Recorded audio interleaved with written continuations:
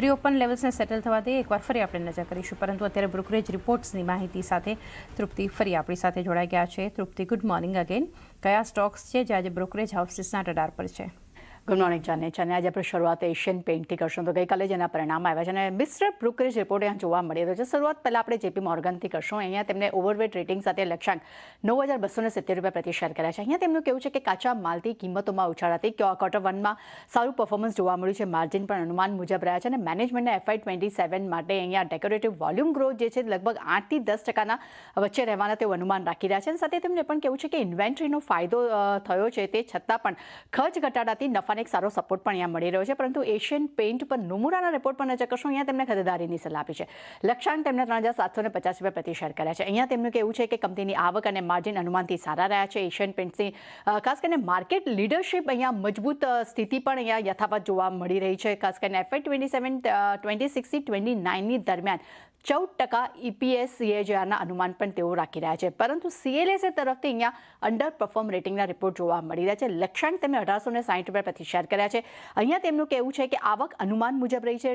Decorative volume ગ્રોથના અનુમાન પણ અનુમાન મુજબ જ જોવા મળ્યા છે. પરંતુ લોવર કોસ્ટની ઇન્વેન્ટરીનો ફાયદો હોવા છતાં પણ Q2માં અહીંયા માર્જિનમાં એક દબાણ આવી શકે છે. ત્યારબાદ નજર કરશું અહીંયા એશિયન પેઇન્ટ્સ માટે HSBC તરફથી હોલ્ડ રેટિંગનો રિપોર્ટ જોવા મળે છે. લક્ષ્યાંક તેમને ₹2,650 પ્રતિ શેર કર્યા છે. અહીંયા તેમનું કહેવું છે કે ઇન્વેન્ટરીથી ફાયદો થયો છે. પ્રોડક્ટ મિક્સ અને ખર્ચમાં નિયંત્રણથી Q1માં નફાને પણ એક ફાયદો થયો છે. અર્નિંગ્સ અનુમાન પણ અહીંયા વધ્યા છે, પરંતુ માંગને લઈને અહીંયા સાવધાની વર્તવાની તેઓ વાત કરી રહ્યા છે. ત્યારબાદ નજર કરશું અદાની પોર્ટ પર. અહીંયા પણ ખૂબ જ શાનદાર પરિણામ જોવા મળ્યા હતા. અહીંયા ખાસ કરીને HSBC તરફથી ખરીદારીની સલાહ જોવા મળી રહી છે. લક્ષ્યાંક તેમને ₹2,200 પ્રતિ શેર કર્યા છે. અહીંયા તેમનું કહેવું છે કે વોલ્યુમમાં ઉછાળો આવ્યા છતાં પણ FY27માં કંપનીએ પોતાનું ગાઈડન્સ જે છે એમને યથાવત રાખ્યું છે અને મોડલ એની Q1માં વાપસીને કારણે કરીને સ્થાનિક રિકવરી અહીંયા સારી જોવા મળી રહી છે. નોમુરા તરફથી પણ અદાની પોર્ટ માટે ખરીદારીની સલાહ છે. લક્ષ્યાંક તેમને ₹2,080 પ્રતિ શેર કર્યા છે. અહીંયા તેમનું કહેવું છે કે Q1માં કંપનીનું પ્રદર્શન અનુમાન મુજબ રહ્યું છે. મજબૂત બેલેન્સ શીટ જોવા મળી છે, જેને કારણે કરીને હવે ઇનઓર્ગેનિક તરફ પણ કંપનીનું ફોકસ અહીંયા વધતું જોવા મળી રહ્યું છે. ત્યારબાદ નજર કરશું કોલગેટ પર. જેફરીઝ તરફથી ખરીદારીની સલાહ સાથે લક્ષ્યાંક ₹2,650 પ્રતિ શેર કર્યા છે. અહીંયા તેમનું કહેવું છે કે ટોપલાઇન ગ્રોથ મજબૂત રહ્યો છે. બ્રાન્ડ રોકાણ વધવાથી માર્જિન પર એક દબાણ જોવા મળ્યું છે, પરંતુ અહીંયા ઇનોવેશન અને પ્રીમિયમાઇઝેશન્સ પર એક ફોકસ જે છે અહીંયા વધતું જોવા મળી રહ્યું છે. પરંતુ પીએસ કંપનીઓની સરખામણીએ શેર્સ હજી પણ તેમને ડિસ્કાઉન્ટ પર લાગી રહ્યો છે. નોમુરા તરફથી કોલગેટ માટે ખરીદારીની સલાહ સાથે લક્ષ્યાંક ₹2,550 પ્રતિ શેર કરવામાં આવ્યા છે. અહીંયા તેમનું કહેવું છે કે વોલ્યુમ અને ટોપ લાઇન ગ્રોથ અનુમાનથી સારા રહ્યા છે અને સૌથી ઇન્ટરેસ્ટિંગ વાત તેમને અહીંયા કરી છે કે 6 નબળા ત્રિમાસિક બાદ પણ અહીંયા વોલ્યુમ ગ્રોથમાં સારી એવી રિકવરી અહીંયા જોવા મળી રહી છે.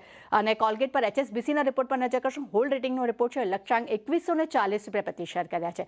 અહીંયા તેમનું કહેવું છે કે high single digit volume growth જોવા મળ્યો છે, પરંતુ સામે એડવર્ટાઇઝિંગમાં ખર્ચ લગભગ અહીંયા 34%નો ઉછાળો જોવા મળ્યો છે અને પ્રીમિયમ પોર્ટફોલિયોથી પણ ગ્રોથને એક સારો સપોર્ટ અહીંયા મળ્યો છે.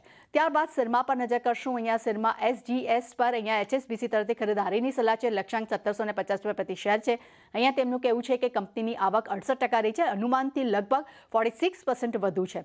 ઇન્ડસ્ટ્રીયલ સેગમેન્ટમાં ગ્રોથ થોડોક ધીમો જોવા મળ્યો છે, પરંતુ કંપનીએ QIP દ્વારા ₹1,000 કરોડ તેઓ એકત્ર કરવાની યોજના બનાવી રહ્યા છે અને વધુ સ્ટ્રેટેજી ઇન્વેન્ટરી વધારવા પર અહીંયા વર્કિંગ કેપિટલ પર પણ અહીંયા વધુ કંપની જે છે ફોકસ કરતી જોવા મળી રહી છે.